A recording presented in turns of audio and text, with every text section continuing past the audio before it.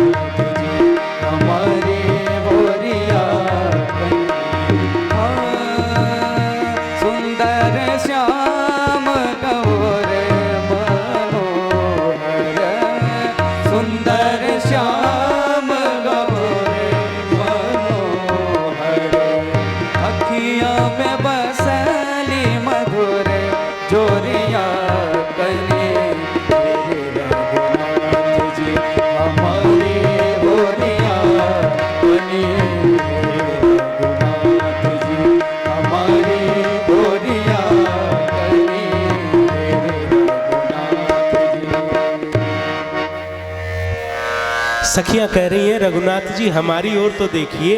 और रघुनाथ जी का स्वभाव कैसा है, वो केवल सामने देखते हैं। दोनों भाई नगर देखते हैं, धनुष मंडप देखते हैं। राम जी लक्ष्मण जी को सब बता रहे हैं। राम जी और लक्ष्मण जी को वहाँ के छोटे छोटे बच्चे सारी घटना, सारे स्थान का विस्तृत वर्णन करते हैं। नगर देख के जल्दी ही दोनों भाई विश्वामित्र जी के पास पधारते हैं।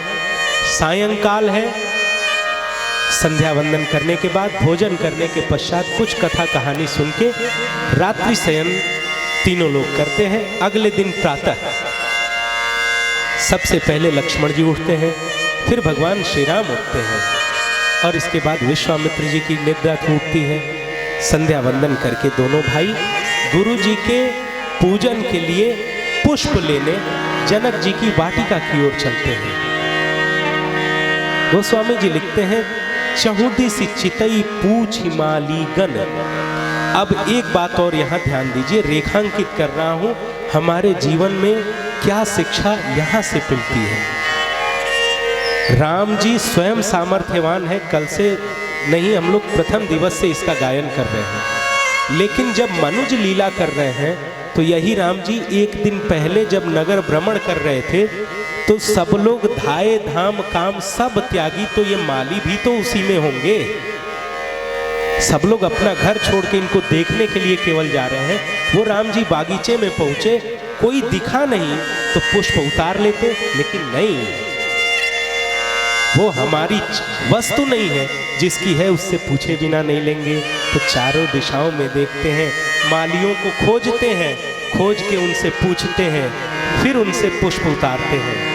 यहाँ एक पद है बड़ा अच्छा कि कर्म करते रहो लेकिन पथ नहीं छूटना चाहिए। राम जी कर्म कर रहे हैं लेकिन पथ पकड़े हुए हैं कि मालियों से पूछ के उतारेंगे पुष्प। कर्म करो पर ध्यान रहे पथ छूटे ना, इतनी भरियो हवा गुब्बारा फूटे।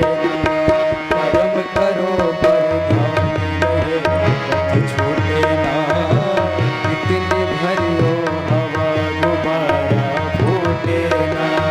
कर्म करो पर ध्यान रहे पथ छूटे ना, इतनी भरो गुब्बारा फूटे ना। कर्म करो पर ध्यान रहे पथ छूटे ना, इतनी भरियो हवा गुब्बारा फूटे ना। कर कर्म के गर्भस्थल में रहता हित अपना, हर कर्म के गर्भस्थल में रहता हित अपना।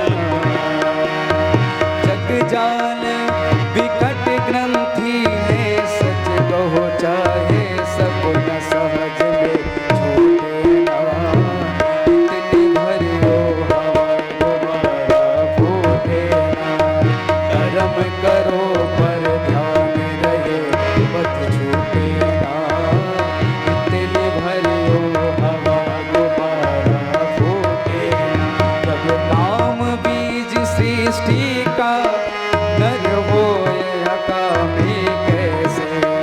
जब काम बीज सृष्टि का नर होए अकामी कैसे। जल जीवे कमल का जीवन तुम जियो जगत में ऐसे। काम ने लूटे दिल भरियो हवा गुब्बारा फूटे। कर्म करो पर ध्यान रहे पथ छूटे ना। दिल भरियो हवा गुब्बारा फूटे ना। एक बार क्रोध भी करिए पर बोध नष्ट न होवे। एक बार क्रोध भी करिए पर क्रोध नष्ट न होवे। स्वार्थ भी बुरा नहीं है औरों को कष्ट न होवे। जीव को रूठे ना दिल भरियो हवा गुब्बारा फूटे ना। कर्म करो पर ध्यान रहे पथ छूटे ना। दिल भरियो हवा गुब्बारा फूटे ना। भगवान श्री राम पुष्प उतार रहे हैं, इतने में नूपुर की ध्वनि सुनाई देती है। नूपुर की ध्वनि, पायल की ध्वनि। मैया जानकी जी गौरी जी का पूजन करने आई हैं इसी उपवन में।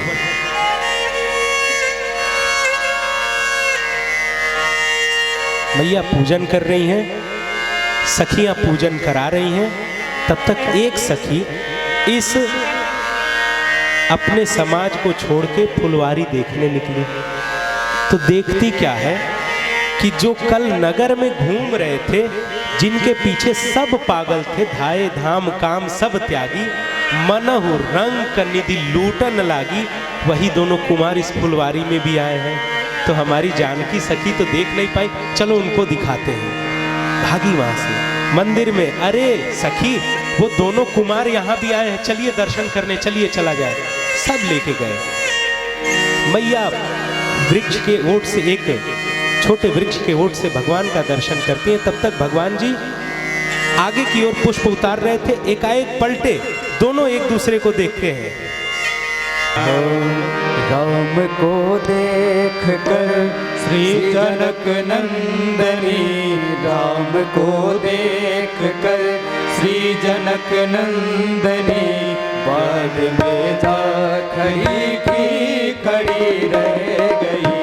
राम को देख कर श्री जनक नंदनी। राम को देख कर श्री जनक नंदनी। बाद में जा खड़ी की खड़ी रह गई। राम देखे सिया और सिया राम को। राम देखे सिया और सिया राम को।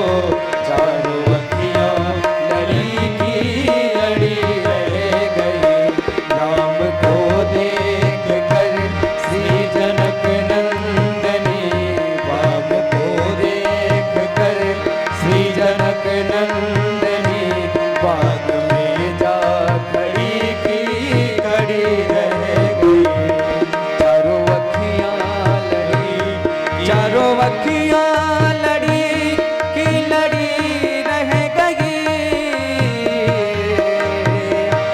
चारों अखियां लड़ी की लड़ी रह गई। चारों अखियां लड़ी की लड़ी रह गई। चारों अखियां लड़ी की लड़ी रह गई। राम को देख कर श्री जनक नंदनी।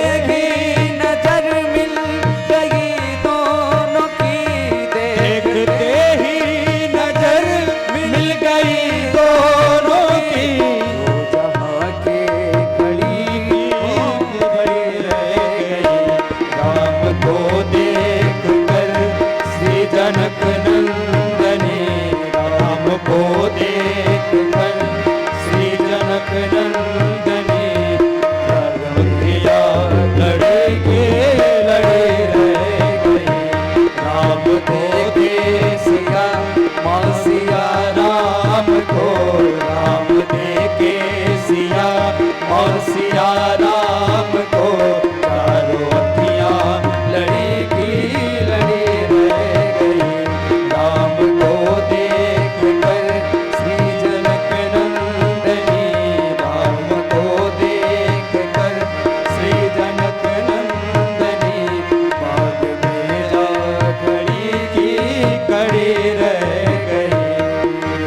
में जा खड़ी की खड़ी रह गई, बाग में जा खड़ी की खड़ी रह गई।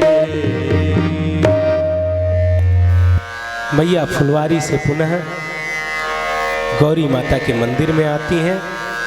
पूजा हो चुकी थी, स्तुति करती हैं और माँ से कहती हैं कि मैया आप तो सब जानती हैं, आप हमारे मन के मनोरथ को भी जानती हैं।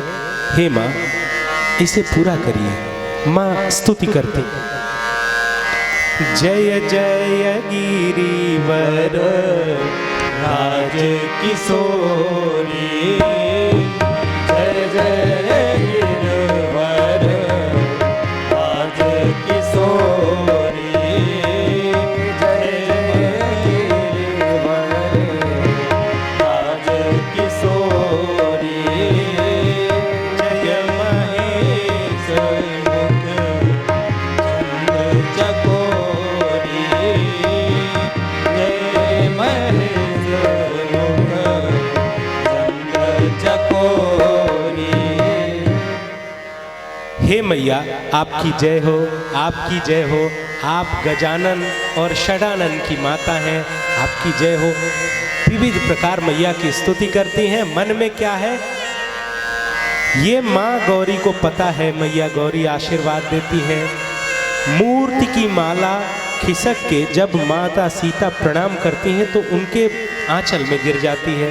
मैया गौरी प्रसन्न है। मन जाहि राचे मिले सोबर सहज सुंदर सांवरो।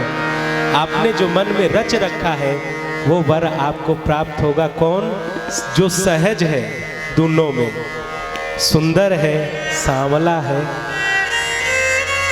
आशीर्वाद लेके माता जी अपने भवन पधारती हैं। इधर राम जी पुष्प लेके गुरु जी के पास जाते हैं।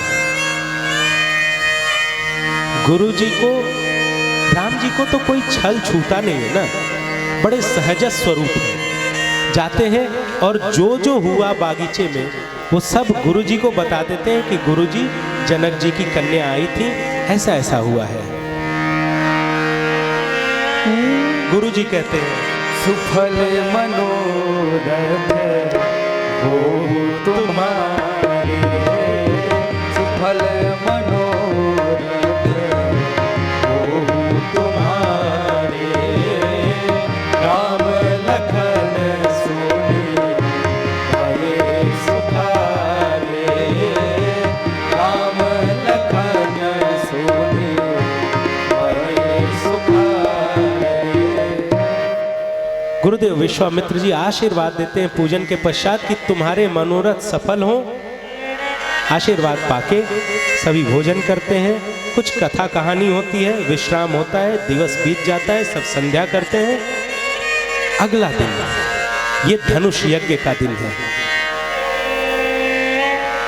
आज सारी तैयारियां हैं। अपना नित्य क्रिया करने के पश्चात महाराज जनक सतानंद जी को भेजते हैं।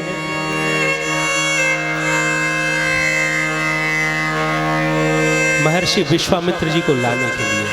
महर्षि विश्वामित्र जी धनुष यज्ञ में पहुंचते हैं। साथ में दोनों कुमार हैं। तुलसीदास जी लिखते हैं कि सब मंचन ते मंच एक सुंदर विशद विशाल, मुनि समेत दो बंधु पुनि बैठारे महिपाल। धनुष यज्ञ देखने के लिए जो मंच बने थे उन सभी मंचों में एक मंच ऐसा था जो सुंदर था, विशद था और विशाल था। इस मंच पर मध्य में थोड़ा ऊंचा आसन लगा विश्वामित्र जी का। उस विश्वामित्र जी के एक बगल राम जी और एक बगल लक्ष्मण जी बैठे। धनुष यज्ञ शुरू होता है। वंदी जन आते हैं, महाराज जनक का प्रण सुनाते हैं कि जो इस धनुष को उठाएगा, इसकी प्रत्यंचा चढ़ाएगा, उससे हमारी जानकी जी का विवाह किया जाएगा। सारे राजा पहुंचते हैं, अपना अपना सामर्थ्य लगाते हैं, किसी से धनुष नहीं उठता है तो सब एक साथ दौड़े। और तुलसीदास जी लिखते हैं, अरे भूप सहस दस एक भूप सहस दस एक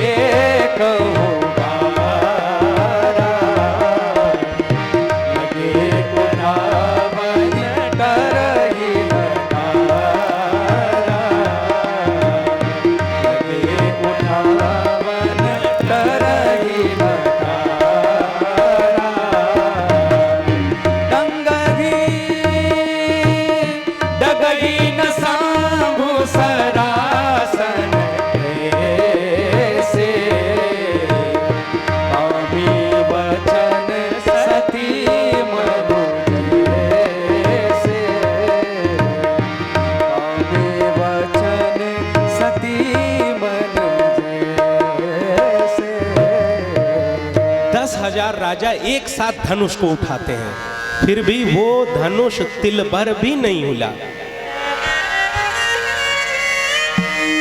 ये शंभु भगवान शिव का जो ये चांप है, धनुष है, ये कैसे नहीं हिल रहा है, उपमा दे रहे हैं गोस्वामी तुलसीदास जी। गोस्वामी तुलसीदास जी की उपमा तो अद्भुत है। अगर साहित्यिक दृष्टिकोण से मानस को पढ़ते हैं, रोंगटे खड़े हो जाते हैं।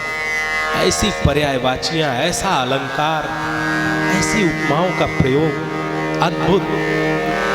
ऐसी मेधा को मेरा प्रणाम। लिखते हैं कि ये भगवान शिव का सरासन कैसे नहीं हिल रहा है, तो जैसे किसी कामी पुरुष का वचन किसी सती के मन को नहीं हिला सकता है। वाह!